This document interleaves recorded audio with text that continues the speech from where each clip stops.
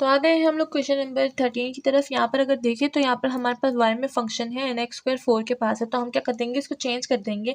And हमारे पास ये जो फंक्शन है ये हमारे पास है y and 4x square, and हमें x स्क्वायर चाहिए क्योंकि यहाँ पर तो y स्क्वायर नहीं बन सकता, तो हम लोग 4 को यहाँ पर शिफ्ट कर देंगे, तो ये हो जाएगा y/4 and is equal to x square. And as we know that अच्छा एज वी नो दैट कि हमारे पास जो एक्स स्क्वायर है वो हमारे पास 4py के इक्वल होता है। तो यहाँ पर हमारे पास इक्वेशन नंबर 1 हो गया, इक्वेशन नंबर 2 हो गया। तो चलिए इसको कंपेयर कर लेते हैं। अब मैं कंपैरिजन नहीं लिख रही ना कि कंपेयर इक्वेशन 1 एंड 2, बस मैंने बोल दिया, आप लिख लें, ठीक है। तो यहाँ पर हो जाएगा हमारे पास 4y is equal to 4py, ठीक है। यहाँ देखें y कैंसिल हो जाएगा, हमारे पास p की वैल्यू क्या आ जाएगी, ये नीचे आ जाएगा। तो यहाँ पर हो जाएगा 1/4 multiply by 4 is equal to p, multiply भी लिख रही हूँ ताकि आप कंफ्यूज ना हो। तो ये हो जाएगा p की वैल्यू 1/16। हमने p की वैल्यू फाइंड कर ली, बहुत ही सिंपल तरीका था। एंड अगर यहाँ पर हम लोग अपने फोकस की बात करें तो यहाँ पर फोकस क्या होगा, 0 एंड p, तो 0 लिख देंगे एंड p हमारे पास क्या है 1/16। एंड अगर डायरेक्ट्रिक्स की बात करें, पॉजिटिव है इक्वेशन तो हमारे पास नेगेटिव होगा, तो ये क्या हो जाएगा x इक्वल टू -1/16। एंड इसके अगर हम लोग पैराबोला की बात करें तो इसका पैराबोला हमारे पास कुछ इस तरह से आएगा, एंड इसका जो डायरेक्ट्रिक्स है वो -1/16 नीचे है नेगेटिव, ठीक है। तो मैंने नेगेटिव डायरेक्ट्रिक्स की वजह से मैं आपको ये ग्राफ बताती हूँ, वरना ये ग्राफ आपने खुद ड्रॉ करना है, ठीक है ना। तो अब चलते हैं क्वेश्चन नंबर 14 की तरफ। अगर हम लोग क्वेश्चन नंबर 14 की बात करें तो ये भी हमारे पास 13 की तरह है। हमें यहाँ पर एक्स स्क्वायर बनाना है, तो ये हो जाएगा x is equal to y -8, ठीक है। And as we know that हाँ कि हमारे पास जो एक्स स्क्वायर है वो हमारे पास क्या है, ये नेगेटिव है, तो हम नेगेटिव वाला यूज़ करेंगे 4py, ठीक है। तो कंपेयर करते हैं equation number 1 and equation number 2 को, ठीक है। तो यहाँ पर हमारे पास क्या आ जाएगा, ये y -8 आ जाएगा एंड यहाँ पर आ जाएगा -4py। y and y cancel हो जाएगा, हमारे पास 4 इधर आ जाएगा, मल्टीप्लाई हो जाएगा, तो हमारे पास p की वैल्यू क्या निकल आएगी, 4 माइनस एंड माइनस भी कैंसिल हो जाएगा। 8 4 इधर हमारे पास आता है 32, तो 1/32 आ जाएगा, ठीक है। तो ये हमारे पास p की वैल्यू हो गई। अगर हम लोग यहाँ पर अपने फोकस की बात करें, ठीक है।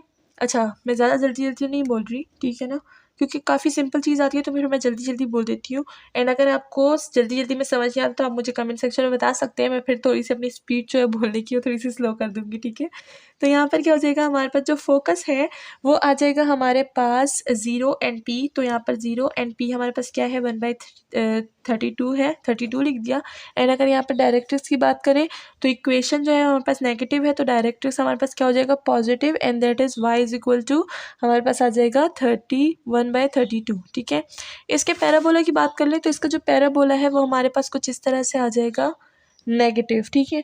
और इसका जो डायरेक्ट्रिक्स होगा वो हमारे पास कहाँ आएगा, देखें हमारे पास 1/32 है, तो जो इसका डायरेक्ट्रिक्स है वो हमारे पास यहीं कहीं आ जाएगा, ठीक है ना। अब चलते हैं नेक्स्ट क्वेश्चन की तरफ, जो कि है क्वेश्चन नंबर 15 एंड 16 हमारे पास लास्ट होगा। तो इसी वीडियो में ये दोनों क्वेश्चन भी हम लोग कवर कर लेते हैं। तो क्वेश्चन नंबर 15 भी हम लोग को उसी तरह से इसमें यहाँ पर एक्स स्क्वायर या फिर वाई स्क्वायर बनाना होता है, तो इसमें भी हम लोग कुछ ना कुछ बनाएंगे। तो यहाँ पर हम लोग को वाई स्क्वायर बनाना होगा, तो इसकी अगर सोल्यूशन स्टार्ट करें तो यहाँ पर हमारे पास वाई स्क्वायर क्या हो जाएगा x/-3, ठीक है। And as we know that कि हमारे पास जो एक्स स्क्वायर वाई स्क्वायर होता है वो हमारे पास आता है -4px के, माइनस है इसलिए हम लोग माइनस वाला इक्वेशन यूज़ करेंगे, ठीक है। ये हमारे पास इक्वेशन 1 बन गया, ये हमारे पास इक्वेशन 2 बन गया। आप चलिए इन दोनों को कंपेयर कर लें, तो हमारे पास आ जाएगा x divided by -3 is equal to -4px। तो x एंड x कैंसिल हो जाएगा, ये 4 नीचे आ जाएगा, मल्टीप्लाई हो जाएगा, तो यहाँ पर क्या हो जाएगा 1/-3 मल्टीप्लाई बाई -4, तो ये हमारे पास आ जाएगा p की वैल्यू हमारे पास क्या आ जाएगी, नेगेटिव नेगेटिव कैंसिल 1/12 आ जाएगा हमारे पास, तो ये हमारे पास क्या हो गया p, ठीक है। हमने p तो फाइंड कर लिया। अब अगर हम लोग अपना फोकस देखें तो फोकस हमारे पास होगा, हमारे पास नेगेटिव है इक्वेशन, तो फोकस भी नेगेटिव होगा, यानी p एंड 0। तो यहाँ पर क्या हो जाएगा, ये हो जाएगा p -1/12 एंड हमारे पास जो 0 है वो हो जाएगा। एंड अगर हम लोग डायरेक्ट्रिक्स की बात करें, नेगेटिव है इक्वेशन तो डायरेक्ट्रिक्स पॉजिटिव आएगा, एंड x हमारे पास क्या आ जाएगा 1/12 आ जाएगा, ठीक है। तो हमने डायरेक्ट्रिक्स फाइंड कर लिया, फोकस फाइंड कर लिया। हमारा जो लास्ट क्वेश्चन पैराबोला का जो लास्ट क्वेश्चन है उसकी तरफ चले जाते हैं। हमारे पास जो क्वेश्चन है x इक्वल टू 2y²। अच्छा, इसकी हम लोग अगर पैराबोला की बात कर लें तो इसका पैराबोला हमारे पास कुछ इस तरह से आएगा, ठीक है। एंड इसका जो डायरेक्ट्रिक्स होगा वो हमारे पास इधर आएगा, जो कि होगा 1/12, ठीक है। अब यहाँ पर इस सेकंड जो हमारे पास लास्ट इक्वेशन है उसकी बात कर लेते हैं।